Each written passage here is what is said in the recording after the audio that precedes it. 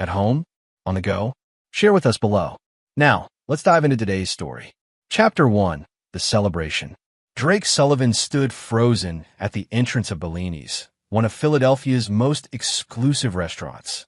The private dining room had been decorated lavishly with cream and gold balloons, champagne flowing freely among the guests who were all laughing and mingling. His wife Vanessa's family had gathered in full force. Her father Norman Reed, a federal judge with political aspirations. Her mother Marilyn, who ran several charities. Her brothers Philip and Derek, even distant relatives he'd only met at their wedding 5 years ago. Everyone except him had known about this event. The banner stretched across the back wall made his stomach drop. Congrats to our daughter's true love. Drake scanned the room and found Vanessa in a corner, radiant in a blue dress he'd never seen before, standing inappropriately close to Brendan Walsh. Drake recognized him as her high school boyfriend who had recently returned to town after making a fortune in tech startups. Brendan's arm was wrapped possessively around Vanessa's waist, his fingers playing with the fabric of her dress. Norman Reed raised his glass, silencing the room. A toast. When Vanessa first brought Drake home, I accepted him because my daughter seemed happy. But I always knew she could do better. Laughter rippled through the crowd. And now, finally, we have a son-in-law worthy of the Reed name. Drake felt the weight of stares and smirks directed his way. 5 years of marriage, of working himself to exhaustion, trying to measure up to the Reed family standards, of enduring their thinly veiled contempt, all of it culminating in this public humiliation. A server approached, expression sympathetic. "Sir, would you like something to drink?" "Water." Drake managed his throat dry. Instead of water, the server discreetly passed him a folded note. From Mr. Dominguez, the owner.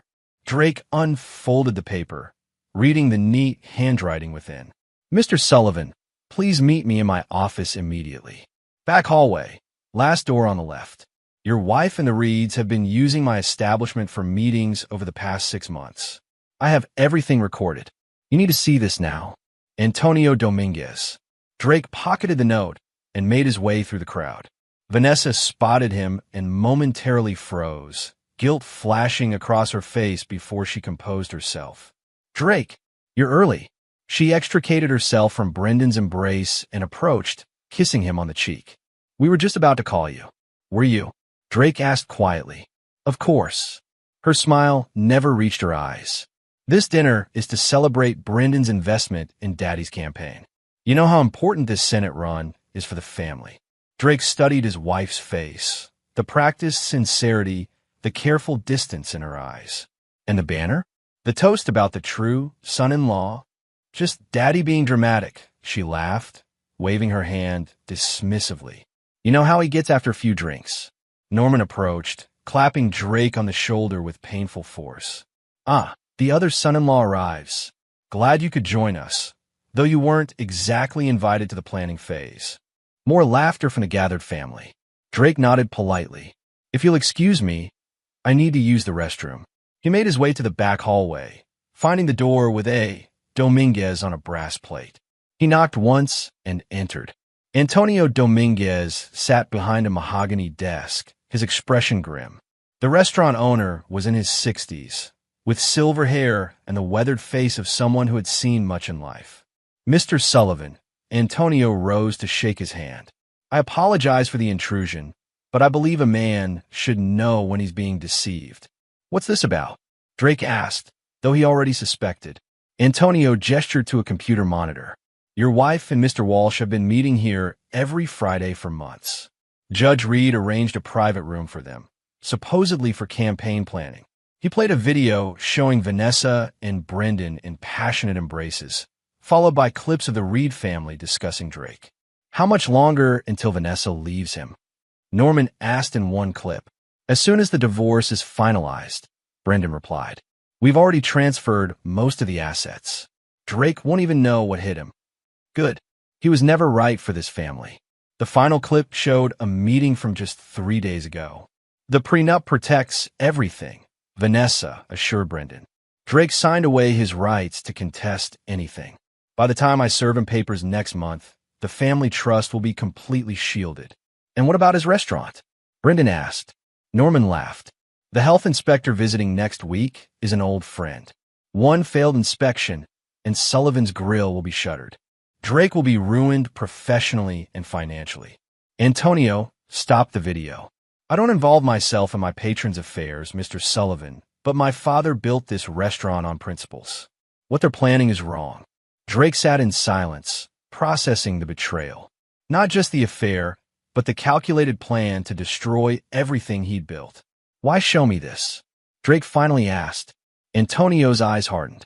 Judge Reed threatened to have my permits revoked last year when I refused to host a fundraiser for him. My daughter nearly lost her scholarship when she dated a boy the judge deemed unsuitable. The Reeds destroy people who don't bend to their will. Drake nodded slowly, his mind already shifting from shock to calculation. Thank you, Mr. Dominguez. I won't forget this. What will you do? Antonio asked. Drake stood, straightening his tie. First, I'm going to have dinner with my wife's family.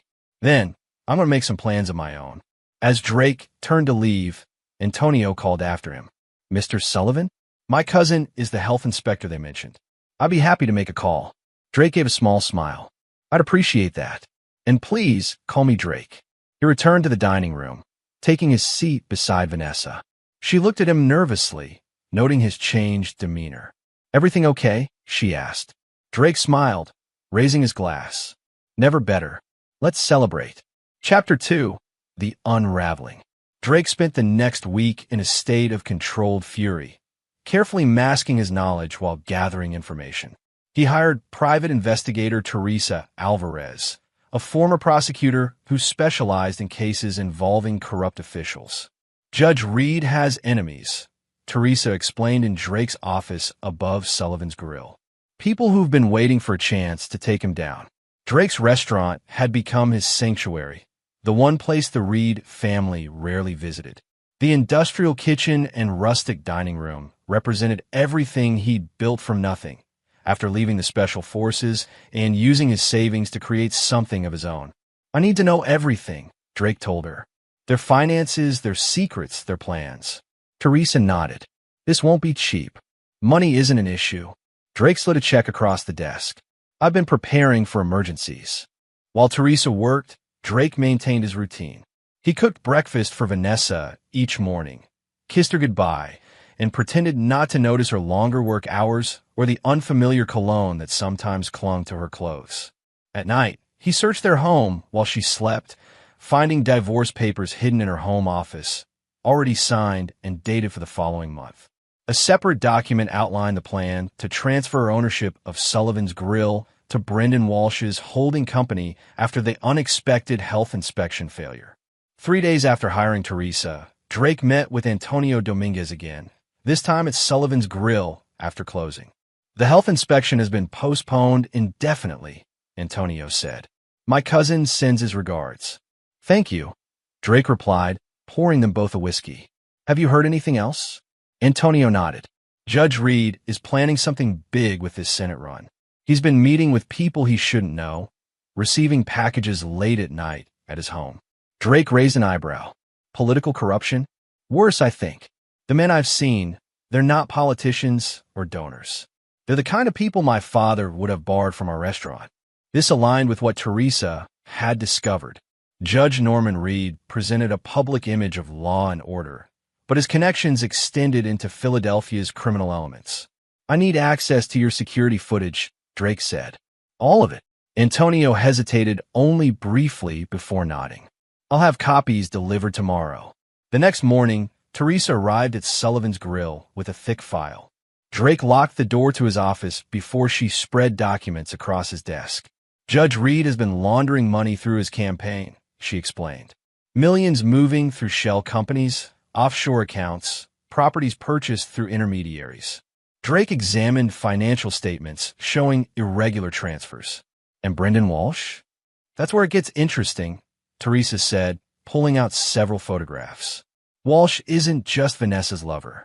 He's been working with her father for years. His tech company? It's mostly a front for moving the judge's illegal money. The photos showed Brendan meeting with known criminals, handling unmarked packages, even one image of him with a gun tucked into his waistband. What about Vanessa? How involved is she? Drake asked, keeping his voice neutral. Teresa's expression softened slightly. Fully aware and participating. She manages several of the shell companies, signs the paperwork, attends the meetings. I'm sorry, Drake. Drake nodded, absorbing this information. He'd hoped, despite everything, that Vanessa had been manipulated by her father and Brendan. The confirmation of her willing participation hardened something inside him. There's more, Teresa continued. Judge Reed is planning something major. He's been meeting with members of the Saginaw family. Drake stiffened. The Saginaws controlled much of the city's drug trade, operating with relative impunity due to connections in law enforcement. A judge working with drug traffickers? Drake shook his head. Career suicide if exposed, Teresa finished. But that's not all. Remember Anthony Reyes? Drake did. Reyes had been a whistleblower in a corruption case 2 years ago, set to testify against several city officials. He'd disappeared days before the trial. The case collapsed. Reyes was last seen entering Judge Reed's hunting cabin upstate. Never came out. Teresa slid across a satellite image of the remote property. The case was assigned to Detective Miles Gardner. Let me guess. One of Reed's people? Teresa nodded. Investigation closed within a week. Insufficient evidence. Drake sat back, thinking. The Reeds weren't just planning to divorce him and take his business. They were dangerous criminals who eliminated threats. If Drake moved against them directly, he might suffer the same fate as Anthony Reyes. One more thing, Teresa said, pulling out her phone. I recorded this yesterday at Bellini's. Your wife and Walsh in the private dining room. The video showed Vanessa and Brendan discussing their future plans. Once Drake's out of the picture, how soon can we make it official? Brendan asked, his hand on Vanessa's thigh.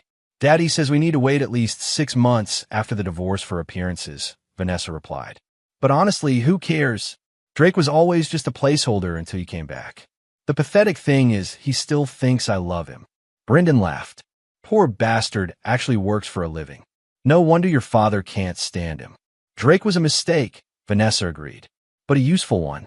Taking over his restaurant will give us another laundering point, and he'll be too broken to fight back.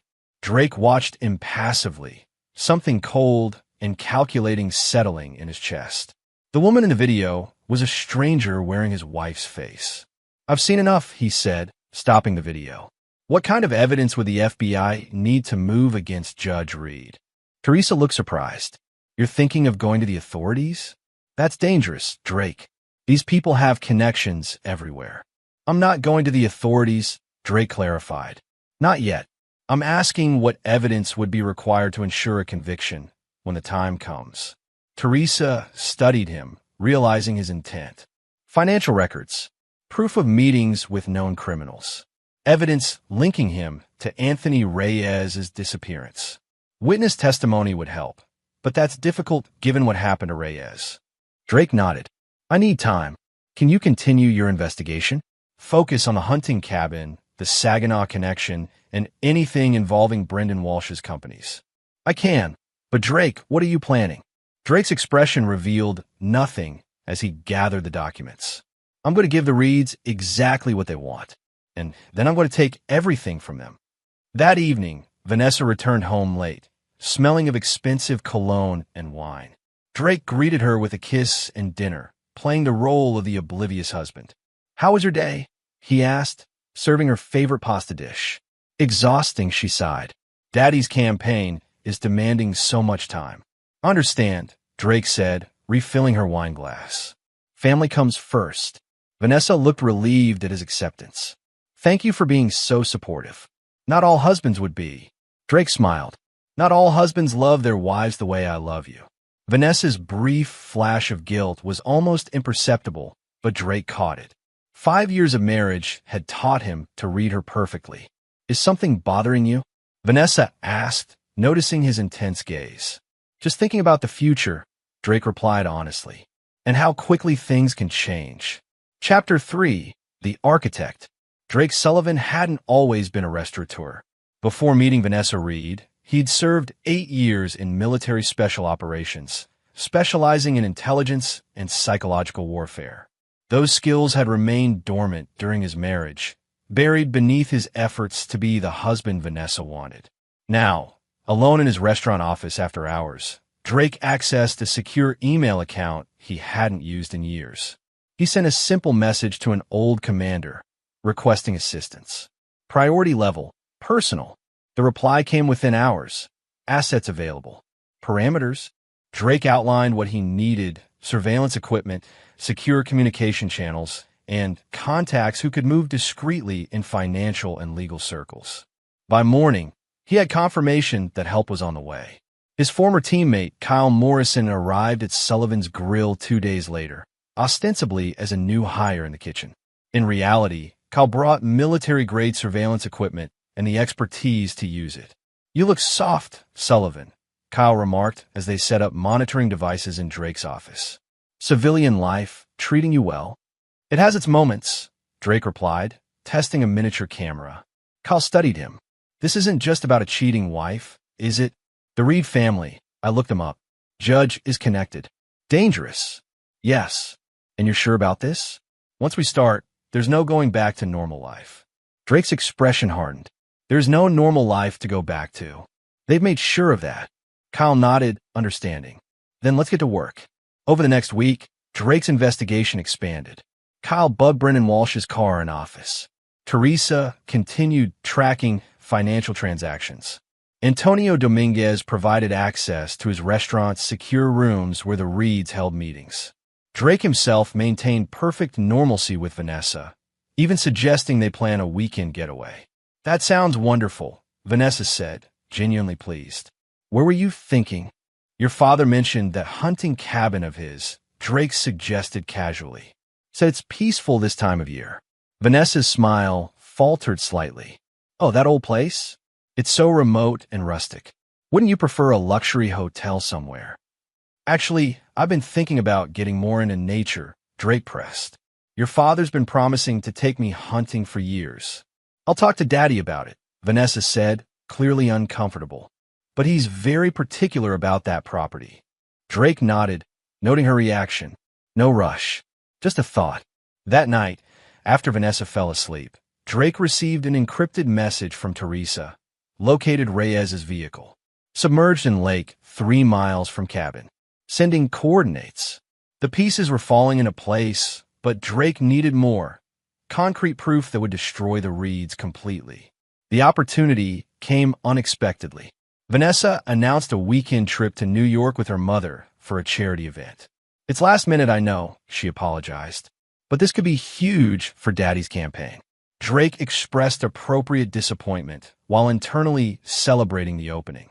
As soon as Vanessa left, he contacted Kyle. "We have 48 hours.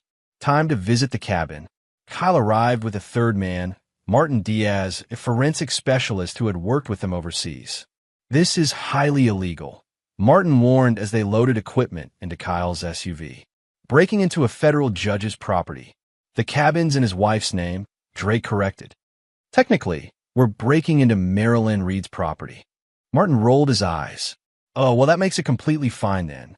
The 3-hour drive to the Poconos passed in focused silence. The cabin sat on 20 acres of wooded land, accessible only by a private road. Kyle parked a mile away, and they approached on foot, using thermal imaging to confirm the property was empty. The security system was sophisticated, but not military-grade.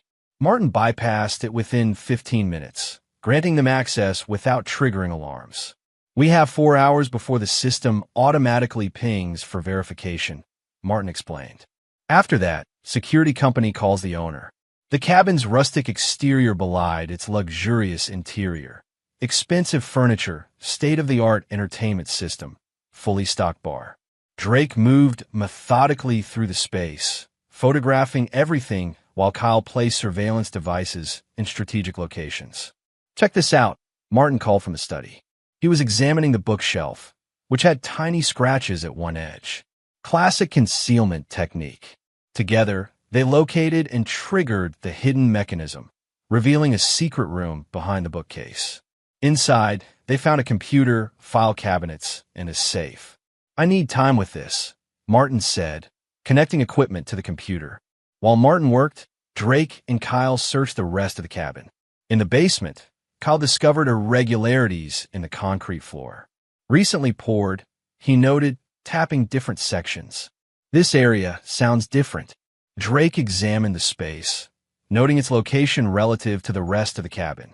We need ground-penetrating radar. Can your equipment handle that? Kyle nodded grimly.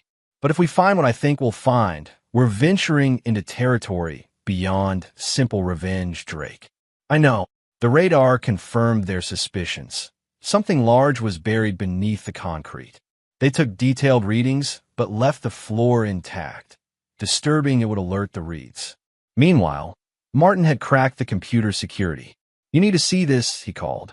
The files contained explicit evidence of Judge Reed's criminal activities, ledgers of bribes accepted, photos of meetings with organized crime figures, and video files. Drake opened one video and immediately wished he hadn't. It showed Judge Reed and Brendan Walsh interrogating a man Drake recognized as Anthony Reyes. The whistleblower was bound to a chair in the very room where they now stood. This goes beyond corruption, Martin murmured, looking ill. This is murder. Drake watched enough to confirm Reyes's fate, then copied all files to an encrypted drive. We have what we need. They restored the room to its original state and departed with 2 hours to spare, leaving no trace of their presence except the carefully hidden surveillance equipment. Back in Philadelphia, Drake reviewed the evidence with Teresa. This is enough to put Reed away for life, she confirmed. Multiple homicides, racketeering, corruption, obstruction of justice. And Brendan Walsh is implicated in everything, Drake added. As is Philip Reed, the older brother. What about Vanessa? Teresa asked cautiously. Drake played a video file showing Vanessa at the cabin, bringing food and drinks while Reyes was held captive in the next room. She wasn't directly involved in the violence, but clearly knew what was happening. She's complicit, Drake said quietly. They all are. Teresa studied him. So what's the plan? FBI? Justice Department? Not yet, Drake replied. The Reeds have people everywhere. If we move too soon, evidence will disappear, witnesses will recant or vanish, and nothing will stick. We need to be smarter. Drake outlined his strategy. Continue gathering evidence while appearing oblivious. Wait for the Reeds to make their move against him. Then strike when they were most vulnerable. The Senate announcement is in 3 weeks, Drake explained. Norman Reed will be at the height of his public exposure. That when we hit them, all at once, from multiple angles, with irrefutable evidence. That's risky, Teresa cautioned. They're planning to destroy you before then. Let them try, Drake said with cold certainty. Everything they think they know about me is a lie. It's time they learned who they're really dealing with. That night, alone in his restaurant kitchen, Drake prepared a complex dish, a habit that helped him think. As he methodically reduced the sauce, his phone buzzed with a message from Kyle. Movement at cabin. Judge plus BW arrived 20 minutes ago. The monitoring devices they planted were transmitting. Drake connected his phone to a speaker and listened as Norman Reed and Brendan Walsh discussed their plans. The health inspection is back on for Sullivan's restaurant, Judge Reed was saying. My contact confirmed it. By this time next week, Drake will be facing closure and financial ruin. And then Vanessa serves him divorce papers? Brendan asked. Precisely. She's already moved most of their liquid assets. He'll be left with nothing but debt and a ruined reputation. What if he fights back? Contests the divorce. Judge Reed's laugh was chilling. Let him try. No one challenges my family and wins, Brendan. No one. Drake turned off the audio, his path now clear. The Reeds had underestimated him, seeing only what he had allowed them to see. A hard-working restaurateur trying to please his wife's family. They would soon discover they had invited a wolf into their home, believing it to be a sheep. Chapter 4. The Gathering Storm. On Monday morning, Drake received the official notice. Health inspection scheduled for Sullivan's Grill, Wednesday at 10 a.m. 2 days to prepare for an inspection designed to shut him down. He called his head chef, Miguel Santos, into his office. We're going to have company on Wednesday, Drake explained, showing him the notice. This won't be a normal inspection. Miguel, who had worked with Drake since the restaurant's opening, nodded grimly. They're coming to find problems, not ensure safety. Exactly. So let's make sure there's nothing to find. Drake handed him a list. I need these upgrades implemented immediately. Spare no expense. Miguel whistled at the equipment costs. Boss, this is over $20,000. Consider it an investment in our future, Drake replied. And Miguel, keep this quiet. Just tell the staff we're upgrading. Drake's next call was to Kyle, who arrived with specialized equipment to sweep the restaurant for surveillance devices. They found 3, one in Drake's office, one in the main dining area, and one in the kitchen. Professional placement, Kyle noted, examining one without removing it. Recent, too. Drake nodded. Leave them.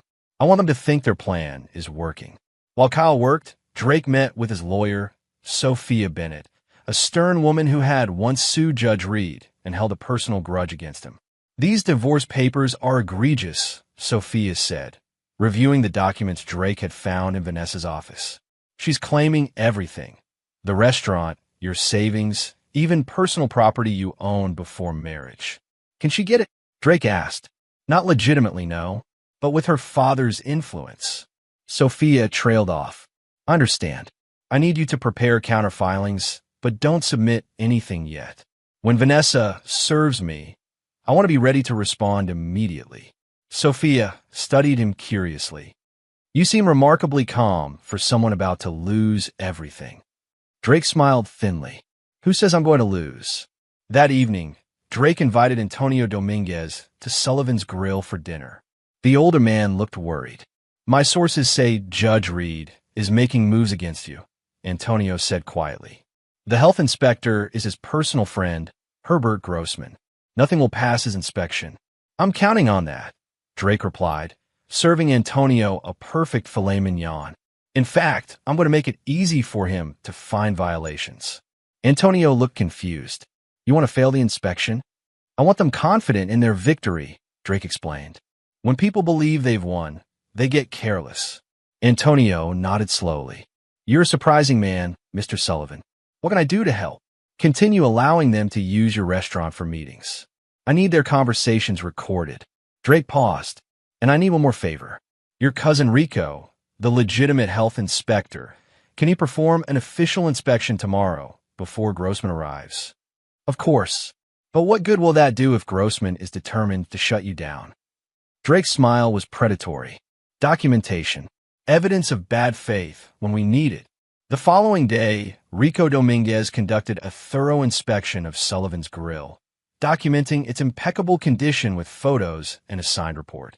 Drake thanked him and immediately implemented Phase 2, subtly altering specific areas of the restaurant to create apparent violations that would be discovered the next day. Meanwhile, Kyle reported that the cabin surveillance had captured another disturbing conversation between Judge Reed and Brendan Walsh.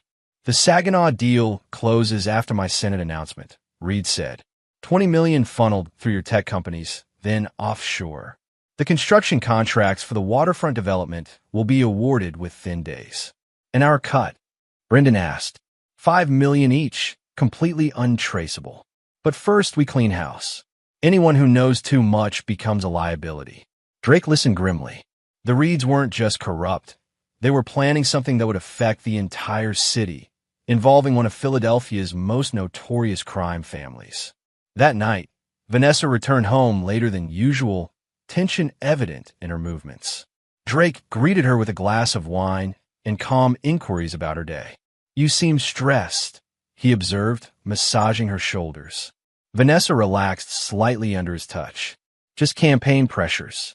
Daddy's announcement is so close, and everything needs to be perfect. You've always managed your father's events beautifully, Drake assured her. This will be no different. Vanessa turned to him, studying his face. You've been different lately? More attentive. Have I been neglectful before? Drake asked innocently. No, it's just... She hesitated. You know I love you, right? The lie came easily to her lips, and Drake marveled at how he'd once believed her capacity for devotion. Now he recognized the calculation behind her eyes, the slight tension in her smile. Of course, he replied, kissing her forehead. And I love you. Nothing will ever change that. Later, as Vanessa slept, Drake contacted Teresa. I need everything you have on Herbert Grossman, the health inspector working for Reed. Teresa's information arrived by morning. Grossman had received multiple payments from shell companies linked to Judge Reed on a vacation property purchased well beyond his official salary, and had conducted suspicious inspections against Reed's political opponents. Drake forwarded this information to Sophia with instructions to hold it in reserve. Wednesday arrived, and with it, Herbert Grossman, a balding man with an officious manner and small, suspicious eyes. Drake greeted him warmly. "Mr. Grossman, welcome to Sullivan's Grill. We're honored to have such a thorough inspection today." Grossman barely acknowledged him, beginning his examination with clear prejudice. Drake watched as the man ignored spotless areas and lingered over the subtle issues Drake had created. A broken tile in a corner, slightly misaligned refrigerator temperatures, minor labeling discrepancies.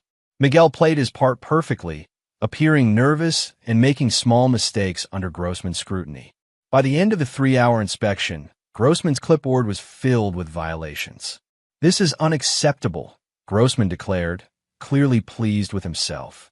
"Significant health code violations require immediate closure, pending remediation." Drake adopted a devastated expression. "Closure? But we have reservations tonight. Important clients." "Not my problem," Grossman smirked, producing official closure notices. "You can appeal, of course, but the process takes weeks. I'll need your keys." Drake surrendered his keys with apparent reluctance, watching as Grossman placed closure notices on the front doors. As soon as Grossman left, Drake called an emergency staff meeting. "I know this looks bad," he told his concerned employees, "but I'm asking you to trust me. Everyone will receive full pay during our closure. This is temporary." After reassuring his staff, Drake met Kyle in the back alley. "Phase 1 complete," Drake confirmed. "They'll think they've won the first battle." Kyle handed him surveillance photos of Brendan Walsh entering Vanessa's office building that morning. "They're moving faster now. Your wife withdrew another $50,000 from your joint account today." Drake nodded. "Perfect. Time for Phase 2. That evening, Drake returned home to find Vanessa waiting with forced sympathy. "Drake, I heard about the restaurant. I'm so sorry. It's a disaster," Drake said, allowing genuine seeming distress to show. "All those violations, I don't understand how it happened." Vanessa hugged him, her body tense against his. "Maybe it's a sign, sweetheart. Maybe the restaurant was never meant to be your path." Drake pulled back, looking confused. "What do you mean?" "Well," Vanessa began carefully, "you've put so much into that place, worked so many hours. Perhaps this is an opportunity to try something new. Daddy always said you'd be better suited to other pursuits." "Your father never believed in me," Drake said bitterly. "That's not true," Vanessa lied smoothly. "He just wants what's best for both of us." Drake turned away, shoulders slumped in apparent defeat. "I don't know what I'm going to do. The appeal process could take weeks, and our savings." Vanessa hesitated. "About that, I've been meaning to talk to you about our finances." Drake looked up, feigning ignorance. "What about them?" "I made some investments recently. For our future." Vanessa couldn't quite meet his eyes. "Some of our savings had to be moved." "Moved where?" Drake asked, voice rising. "Vanessa, we need that money now."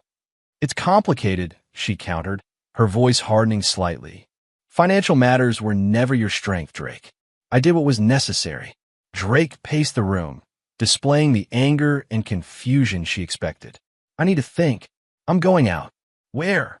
Vanessa asked sharply. "Does it matter?" Drake snapped, grabbing his keys. "My restaurant is closed. Our savings are gone. I need air." He drove to a bar across town, where Teresa waited in a corner booth with fresh information. Grossman filed the official closure report, she confirmed. Judge Reed made 3 calls immediately after, including one to Brendan Walsh. "They're celebrating." Drake nodded, unsurprised. "And the other pieces?" "In motion. The banking documents you requested are ready." Martin confirmed the evidence from the cabin is securely backed up in 3 locations. "Good. Tomorrow, Vanessa will likely serve me divorce papers." When she does, everything accelerates. Teresa looked concerned. Drake, these people have killed to protect themselves. Are you sure about this approach? Drake's expression was cold and focused. The Reeds think they're hunters. They're about to discover their prey. Chapter 5, The Gambit. The divorce papers arrived with breakfast the next morning. Vanessa placed them beside Drake's coffee cup, her expression a practiced mix of regret and resolution. I didn't want it to come to this, she said, voice steady. But with the restaurant failing, your recent mood swings, we've grown apart, Drake. Drake stared at the documents, then at his wife.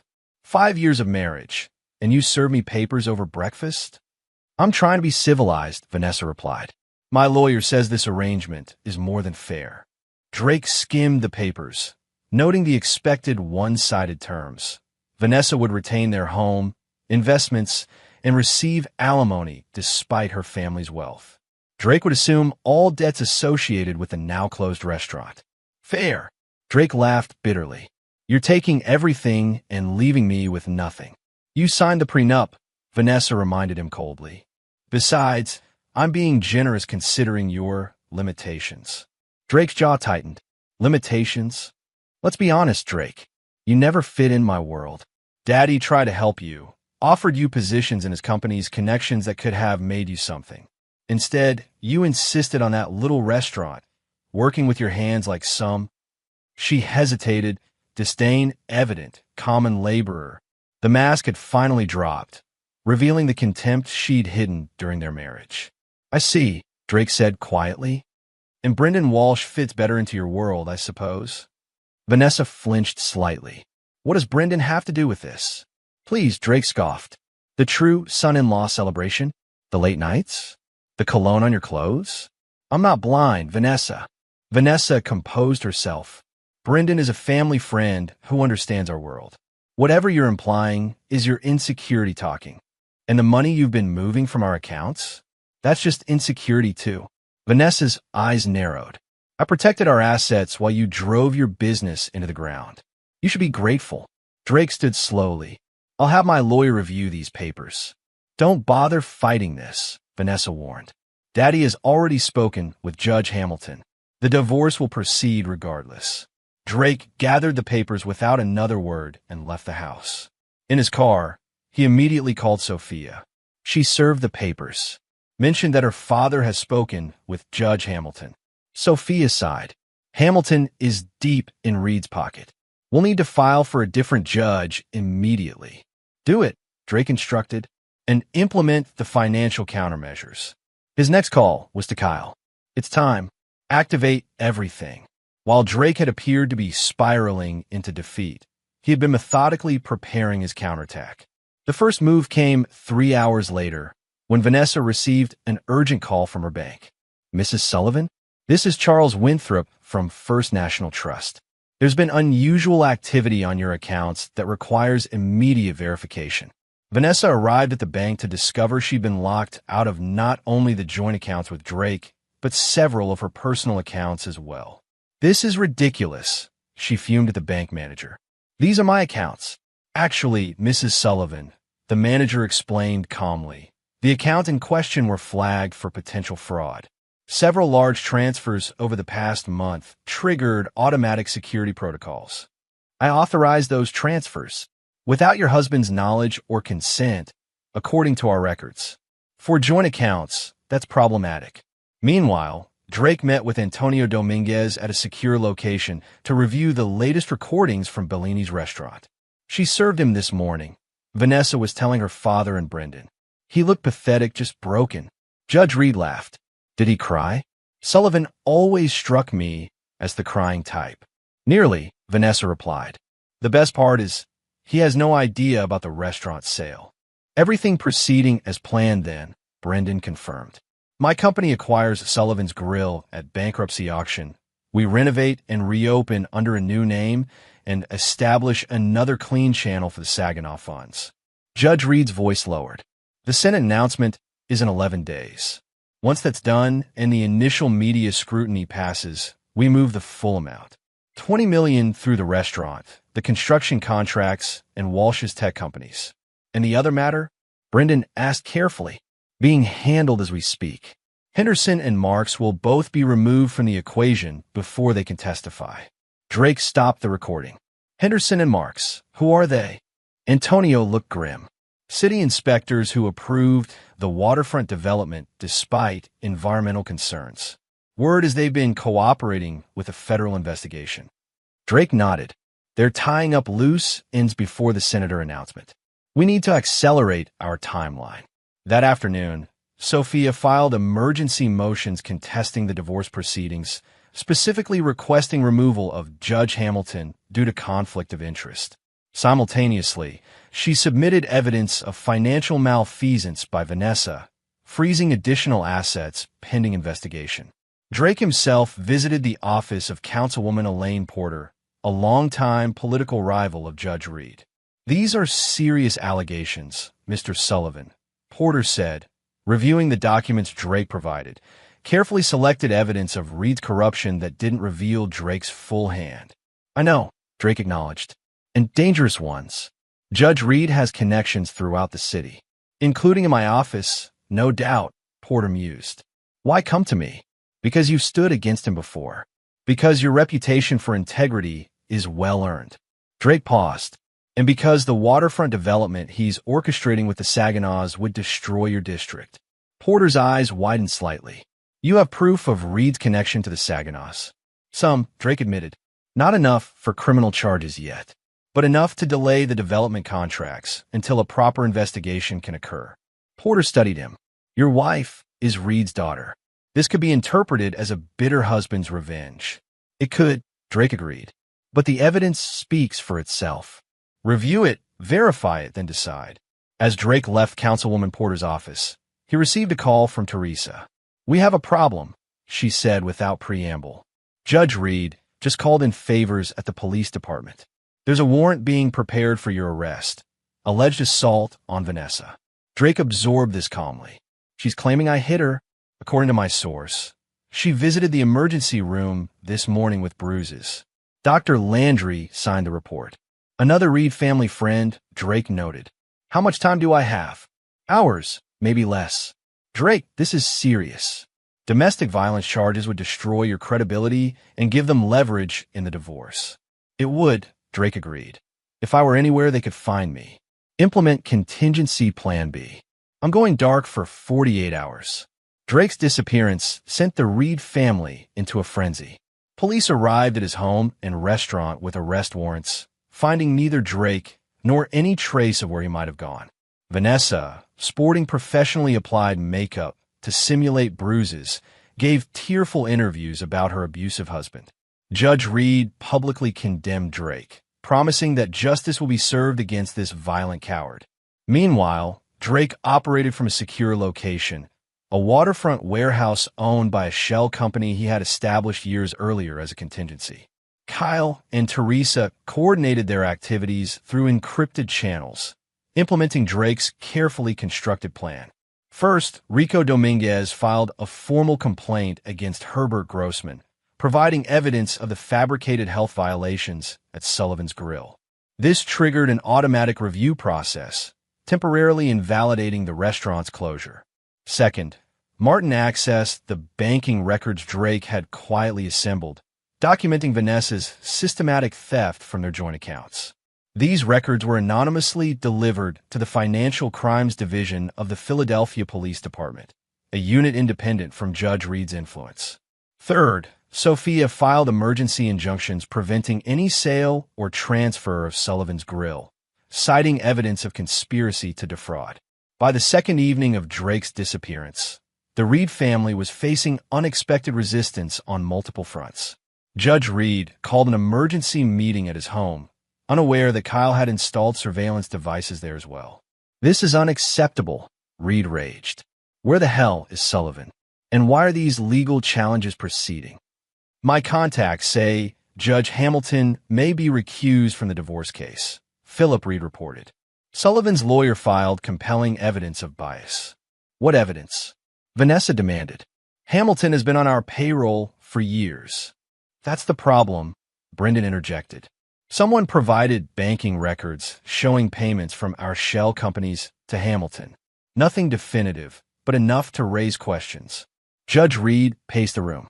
In the restaurant? What's happening there? The closure's been temporarily lifted pending review, Brendan admitted. Some health inspector named Dominguez filed a complaint against Grossman, claiming professional misconduct. Dominguez? Reed stopped pacing. Antonio Dominguez's cousin? The restaurant owner? I think so, Brendan confirmed. Why? Reed's expression darkened. Dominguez never liked me. Always thought he was too good to support my campaigns. You think he's helping Sullivan? Vanessa asked. I think we've underestimated your husband, Reed said grimly. These aren't random setbacks.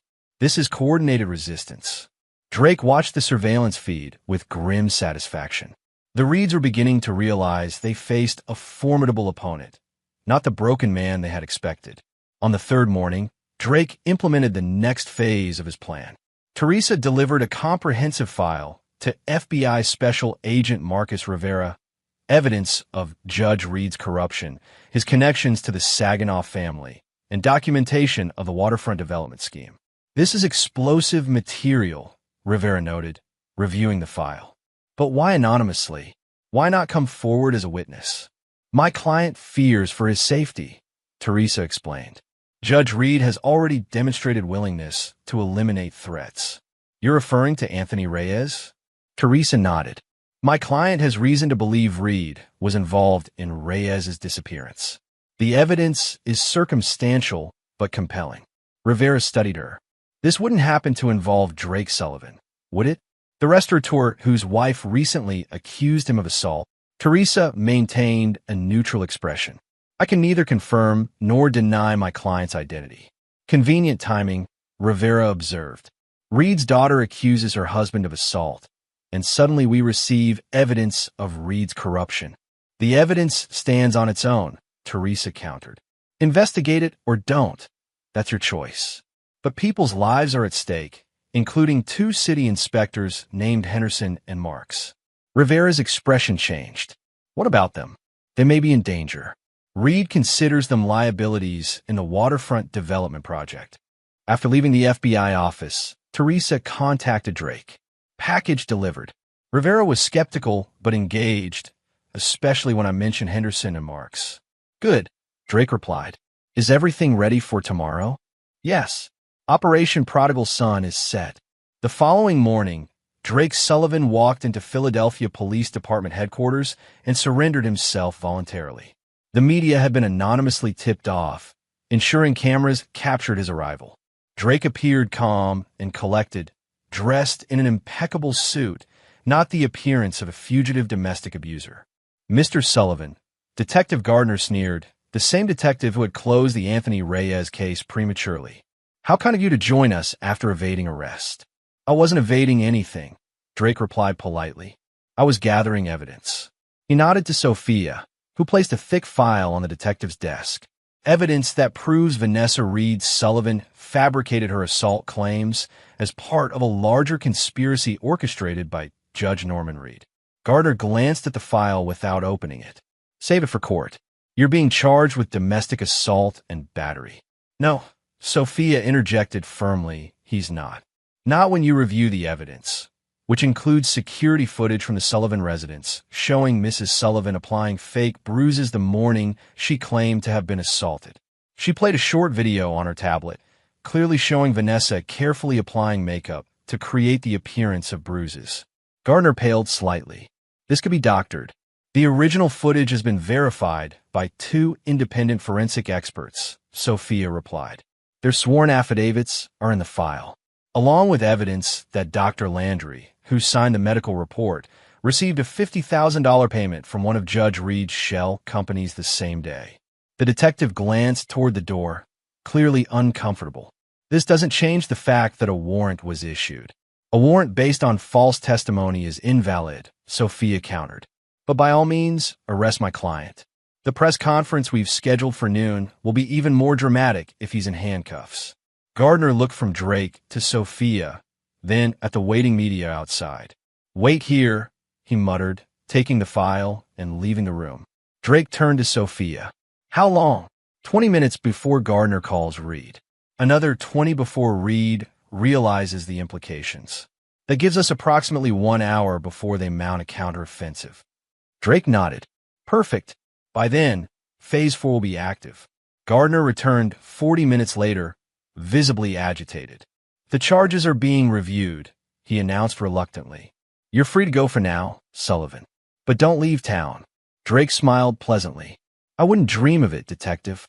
Philadelphia is my home. I intend to stay for a very long time. As they left the police station, reporters swarmed them. Drake appeared surprised by the attention, playing perfectly into the narrative of an innocent man wrongfully accused. Mr. Sullivan, can you comment on your wife's allegations? Drake projected dignified restraint. I can only say that the truth will emerge through proper legal channels. I have great faith in our justice system. Are you aware that Judge Reed has publicly called for your imprisonment? I have nothing but respect for Judge Reed's distinguished career, Drake replied diplomatically. I'm sure once all facts are established, this unfortunate situation will be resolved. His measured responses, contrasting sharply with the Reed's emotional accusations, created exactly the public perception Drake had intended. By that evening, social media was buzzing with speculation about the case, with many questioning Vanessa's claims. Phase 4 activated at precisely 3 p.m., when Councilwoman Porter held a press conference announcing a formal investigation into the waterfront development project, citing serious concerns about environmental impact and procedural irregularities. Judge Reed, scheduled to announce his Senate candidacy in just 8 days, now faced multiple unexpected challenges. His daughter's assault claims questioned, his signature development project under investigation, and rumors of corruption beginning to circulate. That night, Drake received confirmation from Kyle surveillance. The Reeds were panicking. This is a disaster, Judge Reed shouted. The Senate announcement is barely a week away, and suddenly we're facing scrutiny from all sides. Daddy, calm down, Vanessa urged. We still have leverage. The divorce proceedings are stalled because Hamilton was removed from the case. Reed interrupted. Don't you understand? Someone is coordinating this. Each attack targets a different vulnerability, systematically dismantling our plans. It's Sullivan, Brendan insisted. He must have help. Obviously, Reed snapped. But who? And how much do they know? Silence fell as the implication settled over the room. What about our arrangement with the Saginaws? Philip asked finally. If the waterfront project stalls, they won't be pleased, Reed acknowledged grimly. We need to contain this situation immediately. Brendan, contact Gardner. Tell him to find something, anything, to arrest Sullivan on legitimate charges. Vanessa, maintain your story about the assault. The public loves a victim. Philip, reach out to our media contacts. Start a smear campaign against Sullivan. Criminal history, mental instability, whatever works. And the Saginaws? Brendan pressed. I'll handle them, Reed decided. We accelerate the timeline. Move the money now, before additional scrutiny makes it impossible. Drake forwarded this recording to Agent Rivera with a simple message. The transfer happens tonight. $20 million through accounts listed in the evidence packet. This is your chance to catch them in the act. By midnight, FBI agents were monitoring the banking activity of all parties involved. By 2 a.m., they had documented illegal transfers totaling $15 million before Judge Reed, apparently sensing trouble, halted the operation. Drake's plan was working perfectly. The Reeds were reacting exactly as he had predicted, making desperate moves that only further incriminated them. Chapter 6, The Revelation. 7 days before Judge Reed's planned Senate announcement, Drake received an unexpected visitor at Sullivan's Grill, which had reopened following the invalidation of Grossman's inspection. Antonio Dominguez entered through the back door, looking anxious. They came to my restaurant, Antonio reported without preamble. Reed and Walsh, asking questions about you, about whether I've been helping you. Drake maintained a calm demeanor. What did you tell them? That I barely know you beyond professional courtesy. Antonio shook his head. They didn't believe me. Reed threatened my business licenses, said health inspectors would find my kitchen problematic next week. They're getting desperate, Drake noted, lashing out at perceived enemies.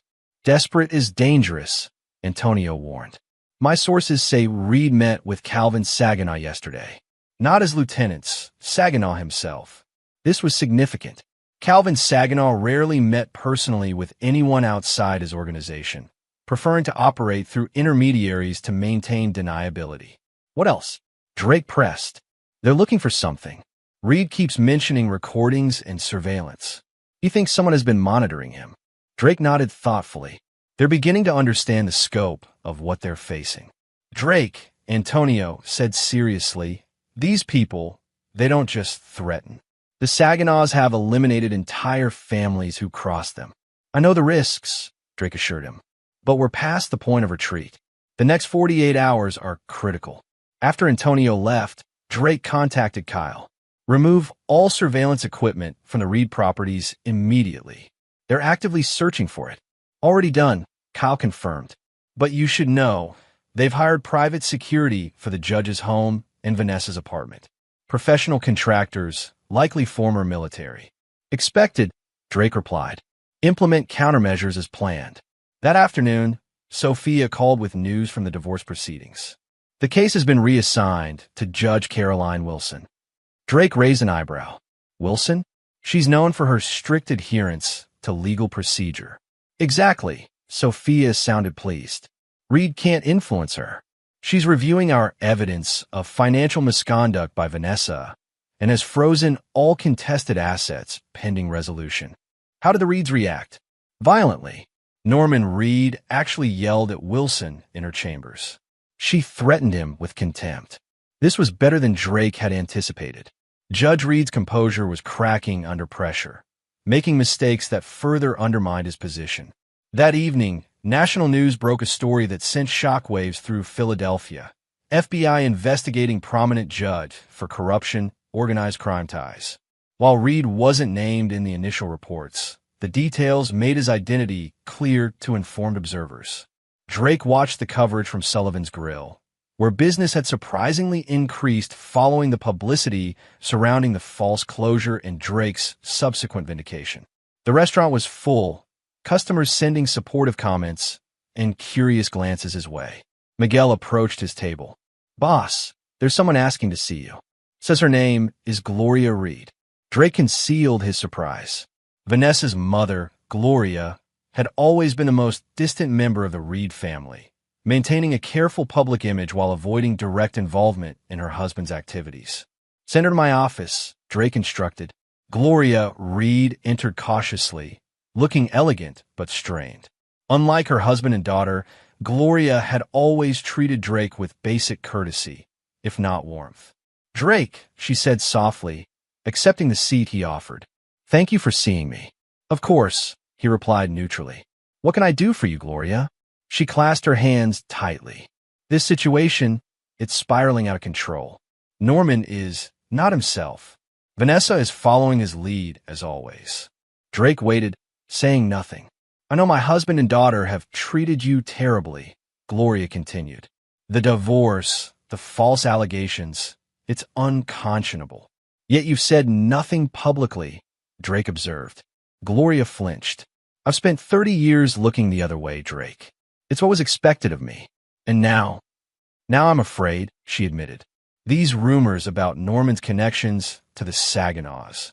Drake, do you know what that family is capable of? I have some idea, Drake replied evenly. Gloria leaned forward. Whatever you're doing, however you're fighting back, you need to stop. For your own safety. Is that concern for me, Gloria, or fear that your family's crimes will be exposed? She pulled back slightly. Both, perhaps. Norman believes you've orchestrated everything. The investigations, the media leaks, the legal challenges. He's coming for you, Drake, not just through legal channels. Is that a threat? A warning, Gloria corrected. From someone who has watched Norman destroy people before. She hesitated, including Anthony Reyes. Drake's expression didn't change, but he noted the confirmation. What do you know about Reyes?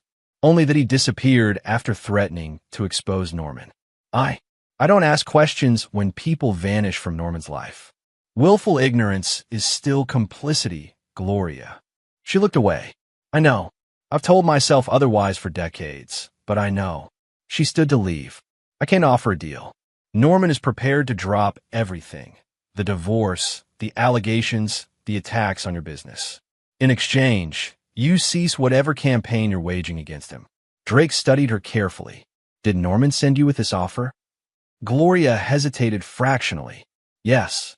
You're lying, Drake said calmly. Norman Reed would never admit defeat by offering terms. He'd fight to destroy me regardless of cost. Please, Drake, Gloria's composure cracked. If you have evidence against Norman, use it to negotiate. Don't destroy my family completely. The way he planned to destroy me? Drake countered. The way he's destroyed others? Why should I show mercy when none was intended for me? Because you're better than him, Gloria said simply. Better than all of us. Drake stood, indicating the meeting was over. Tell your husband that any deal must start with the truth. About Anthony Reyes. About the Saginaw connection. About everything. He'll never admit to that, Gloria said hopelessly. Then we have nothing to discuss. After Gloria left, Drake immediately contacted Kyle. The Reeds just made contact through Gloria. They're desperate enough to offer terms. That's unexpected, Kyle noted. What are you thinking? That it's time for the final phase. Contact Teresa and Martin. We move tonight. While Drake had been building his legal and public relations counteroffensive, Teresa and Martin had been developing the most crucial element of his plan. Irrefutable evidence linking Judge Reed and Brendan Walsh to Anthony Reyes's murder. That evidence came from the hunting cabin. The ground-penetrating radar had identified something buried beneath the concrete floor. Working with a trusted forensic team, they had extracted samples through imperceptible drill holes, confirming human remains. Using the cabin's security system against itself, they had compiled a comprehensive timeline showing Judge Reed, Brendan Walsh, and Philip Reed transporting a heavy object wrapped in plastic from the cabin's interior to the basement the night Reyes disappeared. This evidence, combined with the video showing Reyes's interrogation and the financial records documenting the subsequent cover-up, created an airtight case. At precisely 11 p.m., Teresa delivered this complete file to FBI agent Rivera, along with the location of Reyes's submerged vehicle. Simultaneously, Kyle transmitted select portions to trusted journalists at 3 national news organizations.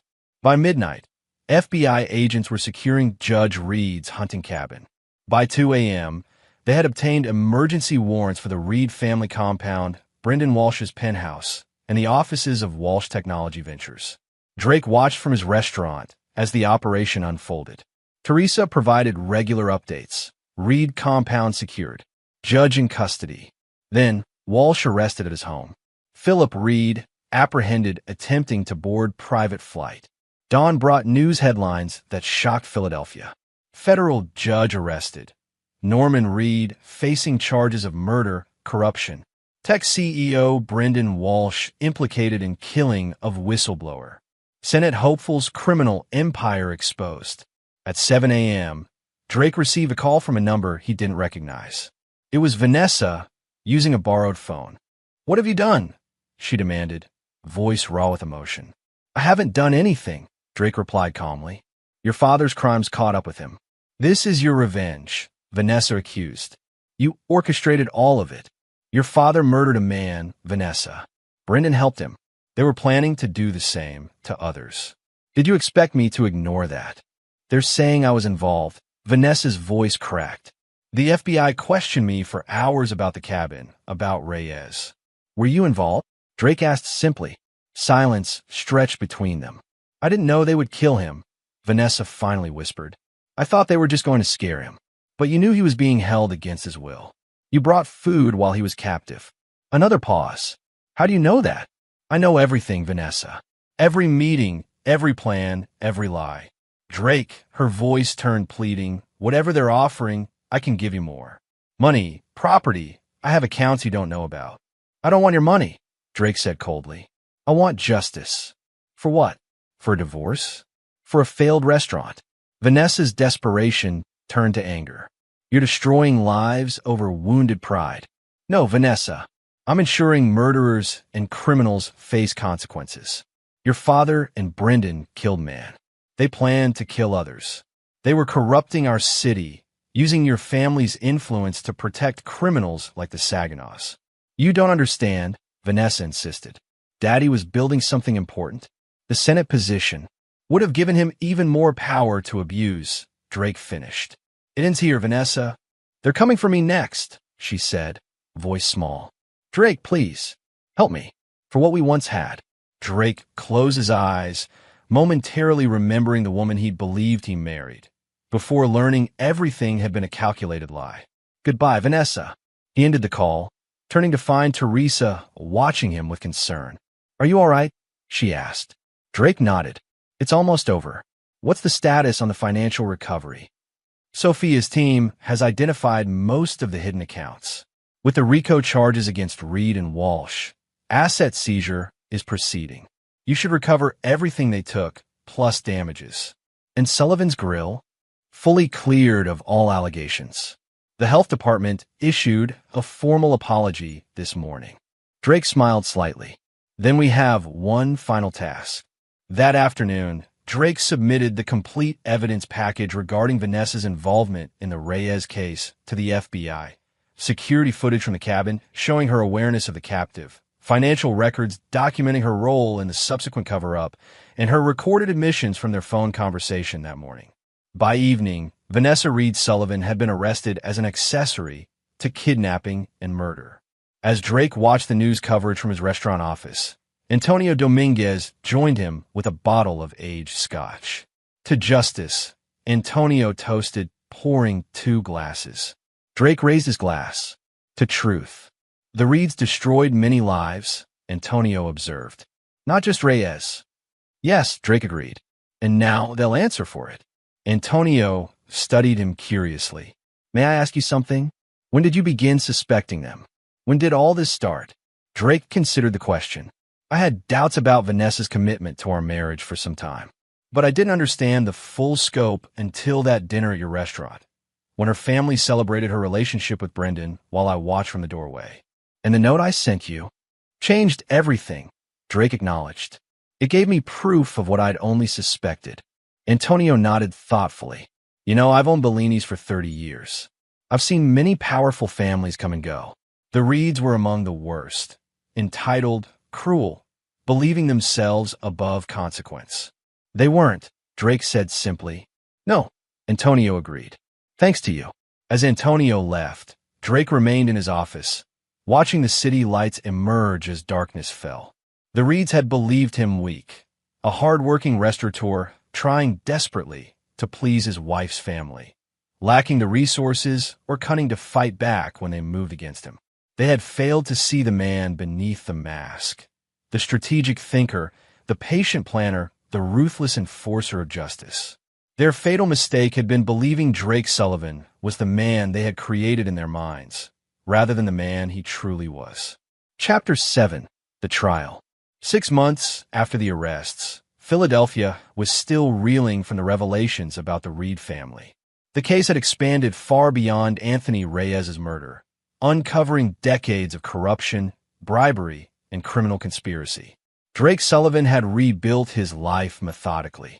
Sullivan's Grill was thriving, now expanded to his second location. The divorce for Vanessa had been finalized, with all assets returned to Drake plus substantial damages. His reputation, initially questioned, had been completely rehabilitated as the full extent of the Reed family's crimes became public. The federal courthouse downtown was surrounded by media as the trial of Judge Norman Reed entered its 5th week. Drake arrived early, taking his now familiar seat in the back of the courtroom. As a key witness who had already testified, he wasn't required to attend daily proceedings, but he rarely missed a session. Teresa slipped into the seat beside him. Prosecution's wrapping up today. Closing arguments expected tomorrow. Drake nodded. Any surprises expected? No. Reed's defense is collapsing. 3 more former associates turned state's evidence yesterday. The courtroom filled quickly. The trial had attracted national attention, a rare case of a federal judge facing murder charges alongside racketeering, corruption, and conspiracy. Brendan Walsh and Philip Reed had already pleaded guilty to reduced charges in exchange for testimony against Norman. Vanessa entered with her attorney, refusing to look at Drake as she passed. She had ultimately accepted a plea deal, testifying against her father and Brendan in exchange for a reduced sentence of 10 years. Judge Norman Reed was the last to enter, escorted by U.S. Marshals. Once commanding and imperious, he now appeared diminished in his orange jumpsuit, though his expression remained defiant. He scanned the courtroom, his gaze finding Drake. The hatred in his eyes was palpable. The day's proceedings focused on forensic evidence from a cabin.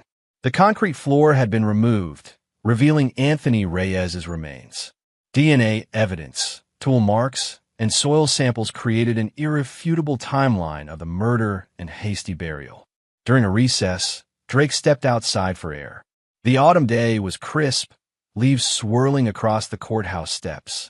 A familiar figure approached, Gloria Reed, who had filed for divorce from Norman immediately after his arrest. "Drake," she acknowledged quietly. "Gloria," he returned with a nod. "I didn't expect to see you here." "I've attended every day," she said. "Penance, perhaps."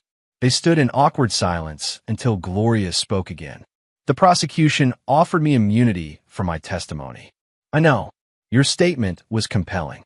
"I told the truth," Gloria said simply. "After decades of looking away, I finally told the truth." Drake studied her. Unlike Norman and Vanessa, Gloria showed genuine remorse. "What will you do after the trial?" "Leave Philadelphia. Start again somewhere no one knows the Reed name." She hesitated. "I want to apologize to you, Drake. For everything." "You weren't behind any of it," Drake pointed out. "No, but I saw how they treated you. I knew what Norman and Vanessa were planning with Brendan." I said nothing. Gloria looked away. Silence in the face of wrongdoing is its own kind of evil. Drake couldn't disagree. "Take care of yourself, Gloria." As she turned to leave, she paused. "May I ask you something? All those years, pretending to be someone you weren't around our family, didn't it wear on you?" "I wasn't pretending," Drake corrected. "I genuinely loved Vanessa. I genuinely tried to earn your family's respect. That part was real. And the rest? The skills you used to bring Norman down." Drake shrugged slightly. "Just parts of myself I didn't need until I did." When court resumed, the prosecution introduced their final witness, Detective Miles Gardner, now facing charges himself for his role in covering up the Reyes murder. Gardner had accepted a plea deal in exchange for testimony against Judge Reed. "Detective Gardner," the prosecutor began, "please tell the court about your conversation with Judge Reed regarding Anthony Reyes's disappearance." Gardner cleared his throat nervously. "Judge Reed called me directly the night Reyes went missing. Said there was a situation at his hunting cabin that needed to be handled discreetly. When I arrived, Reyes was already dead. And what did the defendant instruct you to do?" "To declare it a missing persons case and ensure the investigation went nowhere. In exchange, he arranged for my promotion and a payment of $50,000. The testimony continued, Gardner describing in detail how Judge Reed had coordinated the cover-up, threatened potential witnesses, and used his judicial authority to bury evidence. Throughout, Norman Reed sat stone-faced, occasionally whispering to his attorney, but showing no remorse or reaction. As proceedings ended for the day, Drake received a text from Kyle. "Package secured. Final piece in place." Drake smiled slightly. While the criminal trial progressed, he had been quietly pursuing one last element of his plan, locating Judge Reed's hidden offshore accounts, containing millions in bribes and criminal proceeds that federal authorities hadn't yet discovered. Kyle had tracked the funds to a bank in the Cayman Islands, using connections from their military days to bypass security measures. The money wouldn't be going back to Reed or his family. Instead, Drake had arranged for every dollar to be donated to a foundation supporting families of whistleblowers and victims of judicial misconduct, named in Anthony Reyes's honor. The next morning, closing arguments began. The prosecution methodically outlined the case against Judge Norman Reed. The physical evidence, the financial paper trail, the testimony of accomplices and witnesses. The defense, left with few options, focused on procedural issues and attempts to discredit key witnesses. As the jury was dismissed to begin deliberations, Norman Reed finally acknowledged Drake directly, approaching as far as the marshals would allow. "You think you've won," Reed said, voice low but intense. "You think this is over." Drake met his gaze calmly. "Justice isn't about winning, Judge Reed. It's about truth." "Truth?" Reed scoffed. "You manipulated evidence, coerced witnesses, orchestrated this entire persecution." "I simply ensured that your actions came to light," Drake countered. "Everything else, the murder, the corruption, the betrayal, that was all you." Reed's eyes narrowed. "I still have resources you can't imagine. Friends and places you'll never reach. This isn't over, Sullivan." Drake stepped closer, his voice for Reed alone. "Actually, it is. As we speak, your final $15 million in the Caymans is being transferred to the Anthony Reyes Foundation. There's nothing left. No hidden resources, no secret allies, no escape routes. You've lost everything, just as you planned for me." The color drained from Reed's face. "You can't. That's impossible. Goodbye, Judge Reed." Drake turned and walked away, leaving the once powerful man stunned and silent. The jury deliberated for just 7 hours before returning with a verdict: guilty on all counts. Judge Norman Reed was sentenced to life imprisonment without possibility of parole. As Reed was led away, his eyes found Drake one final time, not with hatred now, but with something like fearful respect, finally understanding the man he had so fatally underestimated. Outside the courthouse, reporters swarmed Drake for comments. "Mr. Sullivan, how do you feel about the verdict?" Drake considered the question. "I feel that justice has been served. Not just for me, but for Anthony Reyes and all the others harmed by Judge Reed's actions." "Will you be attending Vanessa Reed's sentencing next week?" "No," Drake said simply. "That chapter of my life is closed." Later that evening, Drake hosted a small gathering at Sullivan's Grill. Teresa, Kyle, Martin, Antonio, Sophia, and the others who had helped expose the Reed family's crimes. They celebrated quietly, aware that their victory had come at great cost. To Anthony Reyes, Drake toasted, "May he rest in peace, knowing his killers faced justice." As the others raised their glasses, Teresa asked, "What now, Drake? What's next for you?" Drake looked around the restaurant he had built, the business the Reeds had tried to take from him. "This is enough. Running my restaurants, living honestly. That's all I ever wanted." Kyle raised an eyebrow. "Really? After everything you orchestrated? You were brilliant, man. Strategic. Relentless." "That was necessity, not preference," Drake explained. "I'm not interested in power or revenge for its own sake. I just ensure that those who harm others face consequences." His phone buzzed with a news alert. Reed family properties to be auctioned. Proceeds to victims fund. Drake smiled faintly. Another piece of the Reed empire dismantled, transformed into something positive. Antonio raised his glass again. "To Drake Sullivan, a man who taught Philadelphia's most powerful family that actions have consequences." "I'll drink to that," Kyle agreed. Drake accepted their toast with a nod, but his mind was already elsewhere.